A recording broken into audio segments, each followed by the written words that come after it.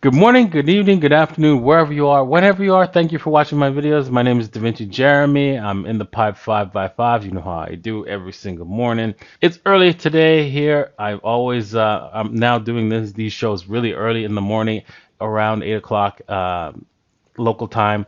And yeah, it's a great time to do the show, right? Because we can see that there's always some serious action between now and 12 o'clock local time in Dubai. This is where you'll see the most action, the most amount of trades happening most of the time. Not all the time, but most of the time. So that's why I like to do this in the morning. So, with that being said, we've got a little bit of some pain coming in for both Bitcoin and Ethereum. We're going to be talking about that in today's episode, as well as doing the news rant. So make sure you stay all the way to the end because you know how my news rants are, right? It's lots of fun. So make sure you stick around for that. Hit the like, hit the subscribe, and let's get to it. Okay. Let's look at the charts here. You can see that Bitcoin is just like rolling over on the daily. We go down to the 4 hour. We can see that there's a little bit of bearishness happening here. You can see a bit of an M pattern already being drawn out here. Whether you start here, right, and go that way, or you can see it's a little bit of an M here, but you can see there is an M right here. Boom, boom.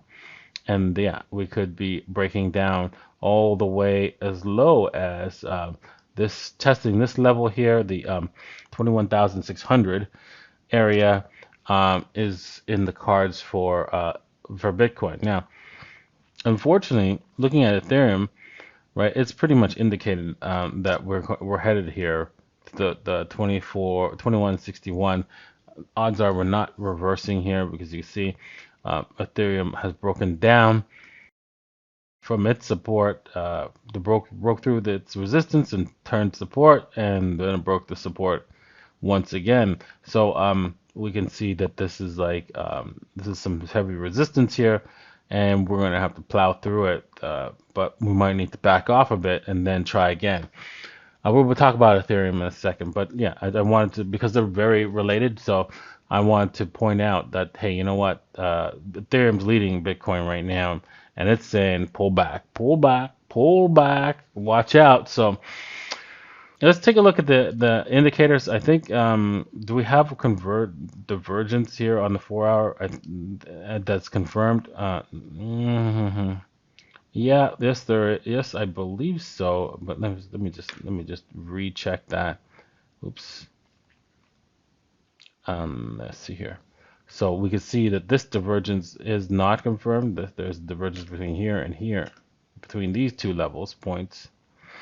Now the question is these 2 points, as you can see, which have been confirmed, this point from this point, is it a divergence for sure on the 4 hour?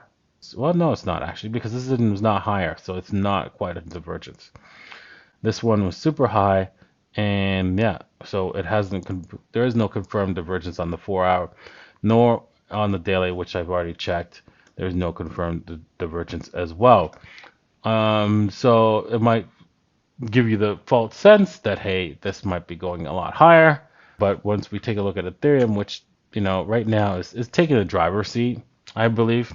I think Ethereum is showing you what it wants to do.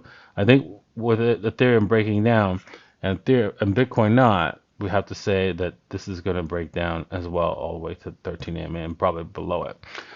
We're looking for probably to see this thing come back to at least the 38.2 from this turning point here. And you see that's around the $20,600 level. Breakdown of these like wicks here could see Bitcoin break down all the way to the 61.8. So hopefully we hold the 38.2, because breakdown from there, we're probably going to see at the very least the 61.8. Okay, looking at Ethereum, it's pretty much the same pie. We break the approximate level of 15,000, and we are headed to, if we do some fibs, We could probably do it right about here. The fibs. You can see that we could go as low as the 61.8, which is the 1371. Oof. So be ready for something like that. If we break 38.2, we can't really even go looking at 38.2 according to this chart, because if we do, we break the lows and we're probably the bottom's gonna fall out on Ethereum. So that's not so bad. You can see where the 61.8 is the breakout level for the bigger W pattern that's here, which is not inconsistent with a movement, right? Of like, okay, well, you know what? We're reversing the trend, right? The trend is your friend until the end, and I believe this is the end of the bear market trend, and so we might see higher lows, right? And the higher low would be definitely right. This is one big higher high, first high, but it's not even higher than this super high. It's just higher than this one, and so we could see it come back to 61.8, create the higher low, and then off to the races, breaking through the $1,600 level. Okay, let's head over to the news and talk about what's going on. Swiss bank site Citi, I think it is, Justin becomes the first private bank to tokenize its own shares. Now, this is coming. This is coming. Shares on our current financial system. Ask them if you own any shares. Ask somebody to see if they can give you the physical share. That's next to impossible today. It is possible in some cases, but most of the time, no way. Why? Because they don't have the shares. They actually take the other side of the bet. It's just basically like going to the bank and saying, "Hey, can I get a silver certificate, right, or a gold certificate?" And then getting that physical certificate, and then going to the bank and say, "You know what? Accept that. I want the gold. I want silver." They'd be like, "No, no, no. Sell the certificate and go buy yourself the gold, or go buy yourself the silver." The same rule applies here. They'll be like, "No, no, no. Just we don't do that. Sell your stocks and go to another brokerage firm that will give you the stock certificate." But we won't do that. Why? Because they don't have the stock. Oh my gosh. And I know a lot of you people were like, "No, why would they do that? That doesn't make any sense. What if the stock goes up?" Yeah, then they have to pay me the cash, right? Yeah. Yeah, where did they get the cash? Right? From a printing press? And you're like, "Well, what if that means they might go bankrupt." Where were you in 2008?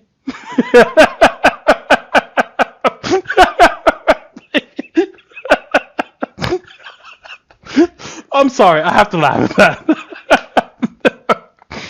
Oh my gosh. So with digital shares, right? They're not subjected to the nonsense that goes on in the stock market, because you could actually take possession of your shares and not get subjected to the BS that the banks do, other banks do to you, right? So that's coming, right? And people will be using this, and you'll see the shocking revelation of the truth when people stop trusting a bank to buy their assets, their investment assets for them. They'll be shocked at what's really going on and be like, "Wow, I've lost all this money because I let a bank." Yeah, you did.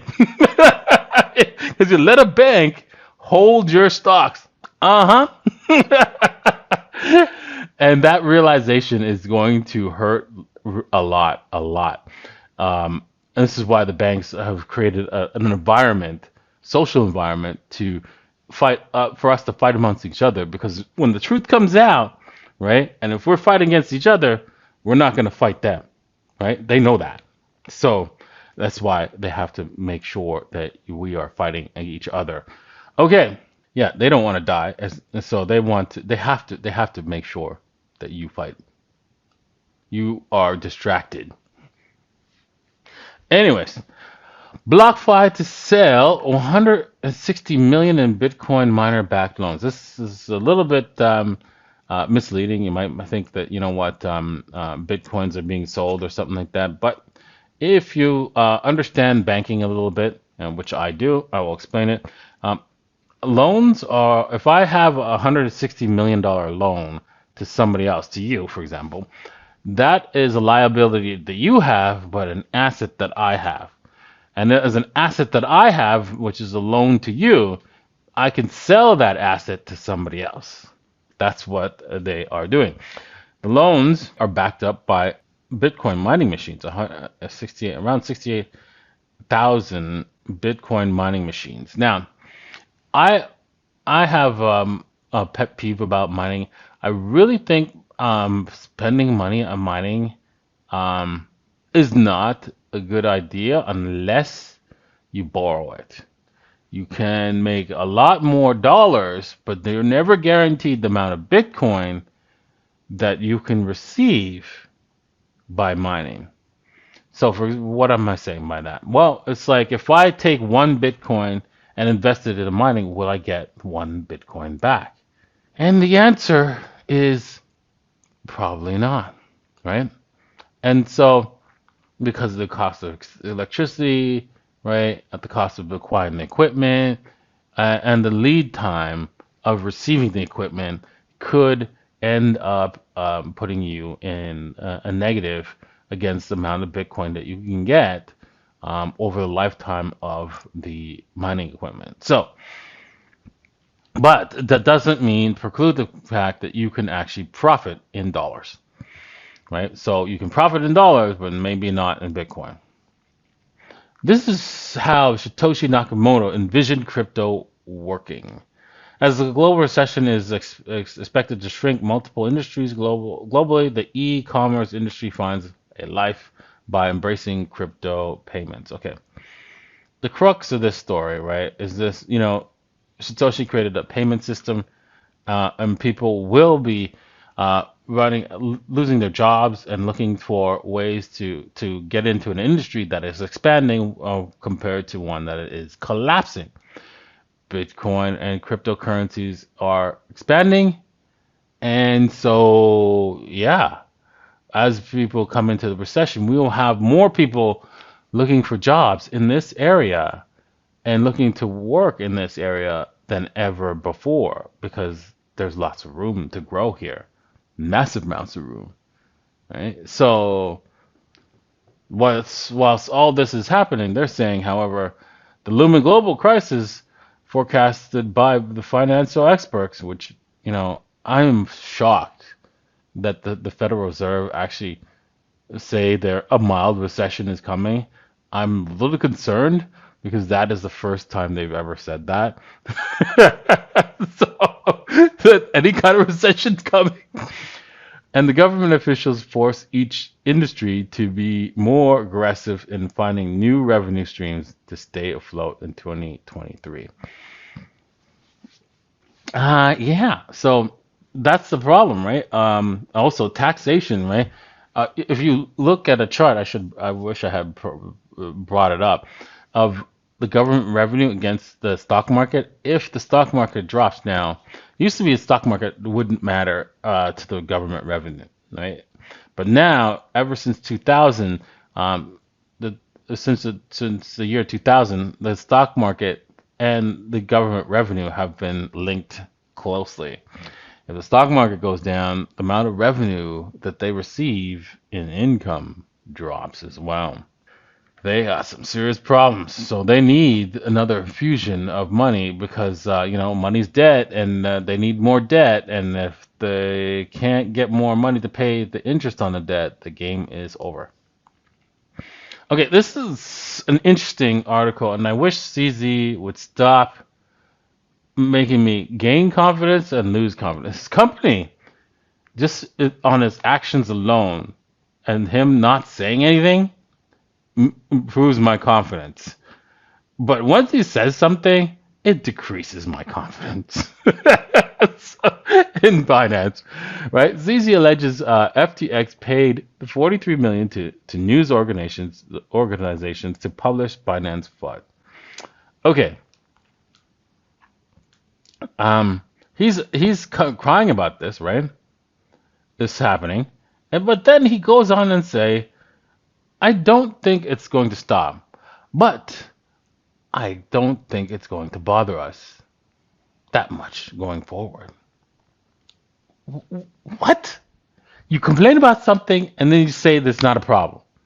Then why complain about it in the first place? Why? Come on, man. Like, really, dude? Why can't you just not say anything negative or, right? Stay positive. Stay positive, and that's it. Please, CZ, come out as a CEO, always with positive actions, positive news, positive this. If somebody throws some mud at you, right, you turn it into a positive. That's how you do it. You don't cry about the market doing bad to you. It's gonna do bad to you. Just live with that, right? You know that, right? And just live with it. Just don't cry about it because it's like annoying, and it doesn't make me feel confident that hey, if you're complaining about the FUD, right, then it means that it's affecting you, right? That's it. It's affecting you negatively. Now, I'm hoping that it's just affecting your bank account, right? As you watch your bank accounts drop, and not affecting you as in the sense that the company could falter, right?